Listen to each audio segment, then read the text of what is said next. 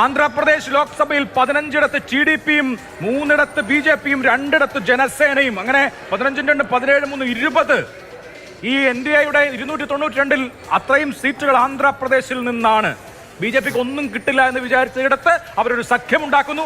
ആ സഖ്യം വർക്ക് ചെയ്യുന്നു. ആ സഖ്യം ഇപ്പോൾ ഈ ലോക്സഭാ തെരഞ്ഞെടുപ്പിൽ നിർണായകമാകുന്നു. എന്തൊരവസ്ഥയാണല്ലേ. തെക്കും വടക്കും തമ്മിലുള്ള തർക്കത്തിൽ തെക്ക് BJPക്കെതിരായി നിൽക്കും എന്ന് പറയുന്ന പരമ്പരാഗത കാഴ്ചപ്പാടുകളെ BJP ഈ തെരഞ്ഞെടുപ്പിൽ അക്ഷരാർത്ഥത്തിൽ അട്ടിമറിക്കുന്നു.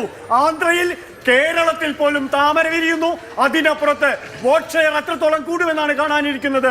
തമിഴ്നാട്ടിൽ സ്റ്റാലിന്റെ സഖ്യം മാത്രമാണ് സ്റ്റാലിനിസത്തെ പോലെ തന്നെ ആ നെടുങ്കോട്ട കെട്ടി ആ കടന്നുവരവിനെ തടഞ്ഞു നിർത്തിയിട്ടുള്ളത്. നേരത്തെ പറഞ്ഞതുപോലെ വളരെ ആത്മവിശ്വാസത്തോടുകൂടി മുന്നിൽ നിന്ന് നയിച്ചു DMK. തമിഴ്നാട്ടിലെ ഇന്ത്യ സഖ്യത്തെ DMK മുന്നിൽ നിന്ന് നയിച്ചു.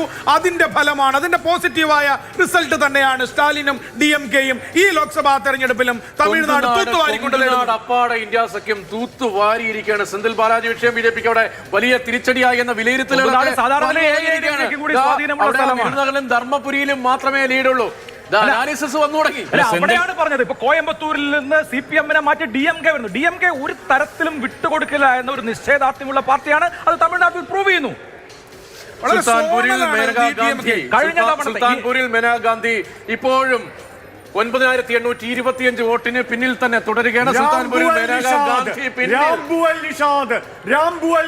സുൽത്താൻപൂരിൽ മുന്നിട്ട് നിൽക്കുന്നു. രാജീവ് ചന്ദ്രശേഖർ കുതിച്ചു കയറുന്നു തിരുവനന്തപുരത്ത്. 23,288 വോട്ടുകൾക്ക് തിരുവനന്തപുരം ഇതാ BJP ഉറപ്പിക്കുകയാണോ? അക്ഷരാർത്ഥത്തിൽ കോൺഗ്രസിന്റെ ഗ്ലാമർ ലീഡർ ശശി തരൂർ ഒരു റിയൽ ത്രെട്ട് നേരിടുകയാണ്. 23,288 വോട്ടുകൾക്ക് രാജീവ് ചന്ദ്രശേഖർ കേരളത്തിൽ BJPക്ക് 2 സീറ്റ്